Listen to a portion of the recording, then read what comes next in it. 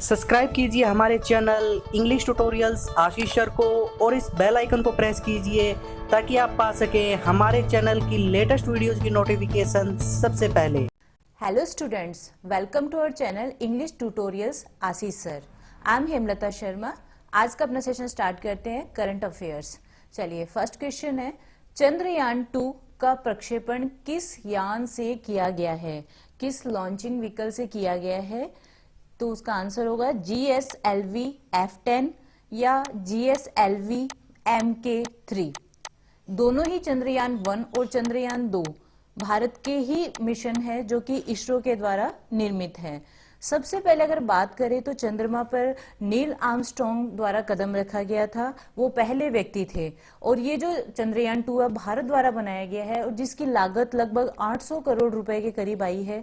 और इसका यूज क्या है या किस मिशन के लिए चंद्रयान 2 का लॉन्चिंग की गई है, प्रक्षेपण किया गया है, तो वहां पे चंद्रमा की सतह पे वाटर है, पानी है, वो किस फॉर्मेट में है, लिक्विड में है, सेमी लिक्विड में है, और वहां पे जो जो मिनरल्स है उनके खोज के लिए चंद्रयान 2 का प्रक्षेपण किया गया है। क्वेश्चन नंबर 2, हाल ही में किसने परम विशिष्ट सेवा पदक जीता है? परम विशिष्ट सेवा पदक ये जीता गया आपका जनरल विपिन रावत, जो कि हमारे थल सेना अध्यक्ष है। आपको कमेंट बॉक्स में आंसर देना है हमारे वायु सेना अध्यक्ष का क्या नाम है। तो ये क्लियर है, थल सेनाध्यक्ष है जनरल विपिन रावत, जिन्हें किससे सम्मानित किया गया है? परम विशिष्ट सेवा पदक। क्वेश्चन नंबर 3, हाल ही में Assam Republic day journalism award किसे दिया गया है?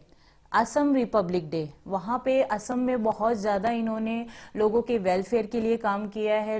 बहुत सी वहां की मैगजीन्स है, उसके एज ए जर्नलिस्ट उन्होंने कार्य किया है। इसलिए 2019 में उन्हें असम के रिपब्लिक डे जर्नलिज्म अवार्ड दिया गया है। अभी फिलहाल जो हमारा 17th रिपब्लिक डे मनाया गया था, और वो है मिस्टर DN चक्रवर्ती। इससे बात करते हैं हमारे असम की जो राजधानी क्या है। असम की राजधानी है दिसपुर। असम की राजधानी है दिसपुर। और वहां के गवर्नर कौन है? गवर्नर है मिस्टर जगदीश मुखी। मिस्टर जगदीश मुखी। बात करते हैं तो इस अवार्ड में क्या दिया जाता है। इस अवार्ड में दिया गया है उन्हें 1 लाख रुपए नकद राशि दी जाती है, साथ ही प्रमाण पत्र व मोमेंटो दिया गया है। क्वेश्चन नंबर 4, किस देश की सरकार ने 18 इंटरनेशनल एनजीओज को बाहर निकालने का आदेश दिया है? यह बहुत बड़ी बात है कि एनजीओज को बाहर निकालने का आदेश दिया है, जबकि जो एनजीओज थे वहां पे पॉवर्टी एलिवेशन के लिए, ह्यूमन राइट्स के लिए कार्य कर रहे हैं। और एनजीओज ने ये बात कही है कि हमें इस तरीके का नोटिफिकेशन मिला है कि आप तत्काल देश से बाहर निकल जाएं। तो ऐसा किया है पाकिस्तान देश ने, पाकिस्तान के सरकार के द्वारा ऐसा आदेश निकाला गया है 18 एनजीओज को बाहर निकालने का। क्वेश्चन नंबर 5, 2018 में किस देश में लिटिल इंडिया गेट का उद्घाटन किया गया है? उसका आंसर है अपना इंडोनेशिया। इंडोनेशिया में लिटिल इंडिया गेट का उद्घाटन किया गया है। इंडोनेशिया का भी वहां पे शहर है मेडन में किया गया है। और जैसा भारत में इंडिया गेट है, ठीक हूबहू उसकी नकल की गई है। क्वेश्चन नंबर 6, हाल ही में किस देश ने गन्ने के रस शुगर केन जो जूस है उसको राष्ट्रीय पेय पदार्थ घोषित किया है, राष्ट्रीय पेय घोषित किया है, नेशनल ड्रिंक?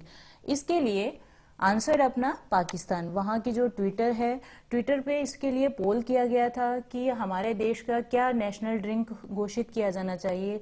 उसमें इनके पास ऑप्शन थे orange juice, carrot juice, sugar cane juice. तो उसके ऊपर सबसे ज्यादा जो पोल मिला है वो मिला है गन्ने के रस को। तो अपना आंसर हो जाएगा कि पाकिस्तान का नेशनल ड्रिंक क्या हो गया? गन्ने का रस। क्वेश्चन नंबर 7, बाल कल्याण पुरस्कार व बाल शक्ति पुरस्कार स्वरूप कितनी राशि दी जाती है?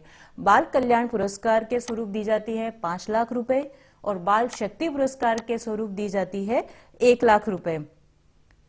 क्वेश्चन नंबर नेक्स्ट बात करते हैं अपन। क्वेश्चन नंबर 8, हाल ही में विमोचित Nehru the invention of India पुस्तक के लेखक कौन है? बहुत ही प्रसिद्ध पुस्तक है और अभी एग्जाम में पूछी भी गई है, हाल ही के एग्जाम में, तो आपको बहुत ध्यान रखना है। इसका आंसर है शशि थरूर। मिस्टर शशि थरूर के द्वारा ये बुक लिखी गई है, जो कि बुक का नाम है Nehru the invention of India.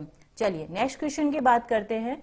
Question number 9, lance नायक नजीर वानी, ध्यान से देखिएगा, नजीर वानी राष्ट्रपति द्वारा उन्हें कौन सा पुरस्कार दिया गया है? राष्ट्रपति द्वारा उन्हें पुरस्कार दिया गया है अशोक चक्र पुरस्कार।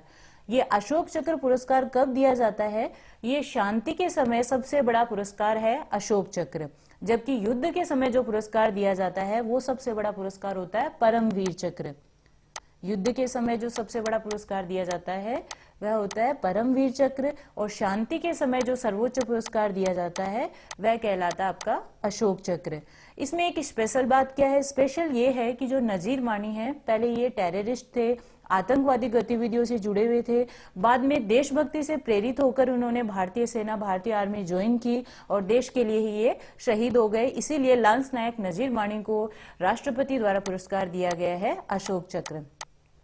नेक्स्ट बात करते हैं question number 10, Mary Kom, MC Mary Kom world championship में कितने स्वर्ण पदक जीतकर दुनिया की पहली महिला बॉक्सर बन गई है?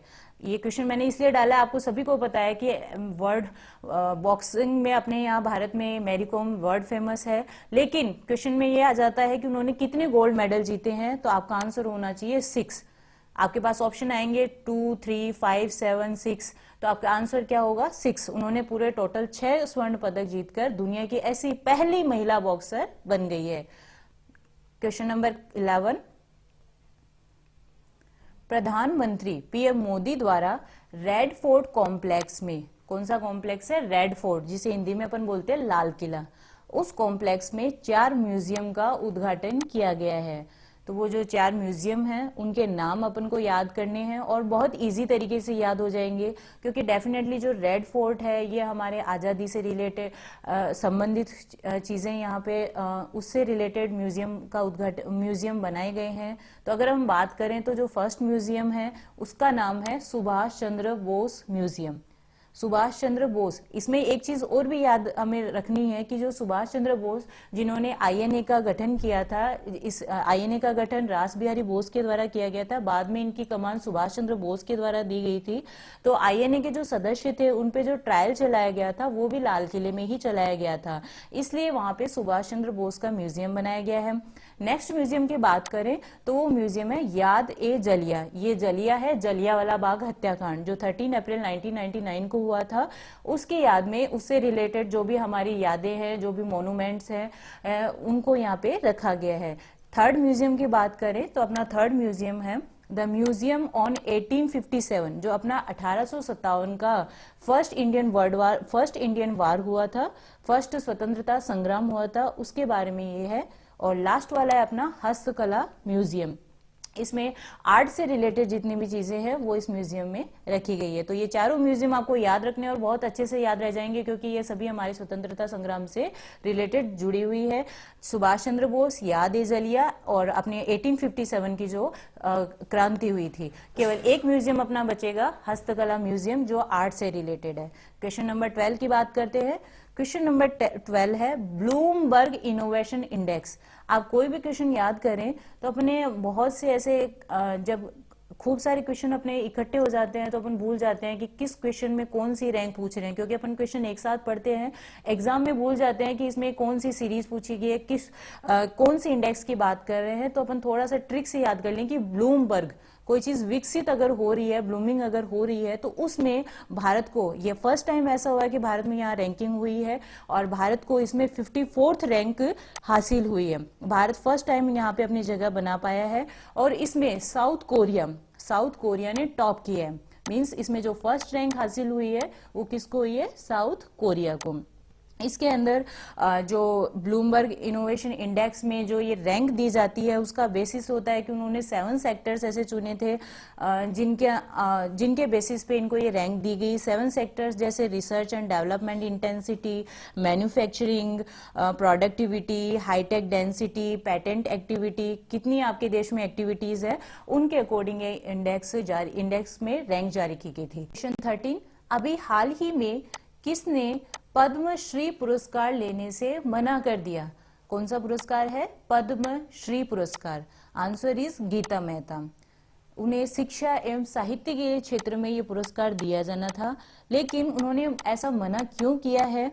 वो इसलिए किया है, उनका ये कहना था कि मैं ऐसा महसूस कर रही हूँ, ये उनके खुद के स्टेटमेंट है जो मैं आपको बता रही हूँ। उन्होंने ऐसे कहा है कि मैं ऐसा महसूस कर रही हूँ कि मुझे इसे लेने से मना कर देना चाहिए, क्योंकि भारत में आम चुनाव होने वाले हैं और पुरस्कारों की घोषणा का जो ये वक्त है वो अभी गलत संदेश दिया जाएगा, क्योंकि जो गीता मेहता है वो उड़ीसा के जो सीएम है अपने नवीन पटनायक जी, उनकी बहन है। तो उन्होंने कहा कि इस तरीके से ये जो पुरस्कार दिया जाना, एक तरीके से इसको हो सकता है कि पॉलिटिकल जामा पहनाया जाए, इसलिए उन्होंने ये पुरस्कार लेने से मना कर दिया। क्वेश्चन नंबर 14, भारतीय वैज्ञानिकों द्वारा हाल ही में भारत की किस नदी में ऑक्टोपस देखे गए हैं?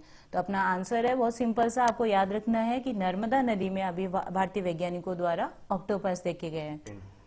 क्वेश्चन नंबर 15, जम्मू कश्मीर के राज्यपाल द्वारा कौन सा आरक्षण बिल पास किया गया? जम्मू एंड कश्मीर के राज्यपाल द्वारा आरक्षण बिल पास किया गया, आरक्षण बिल 2014। इसके अंतर्गत किसको आरक्षण दिया गया है? इसके अंतर्गत आरक्षण दिया गया है पहाड़ी कम्युनिटी के लिए, जिनके अंतर्गत उन्हें गवर्नमेंट जॉब में रिजर्वेशन दिया जाएगा। जम्मू कश्मीर के हमारे जो राज्यपाल हैं वो है मिस्टर सत्यपाल मलिक।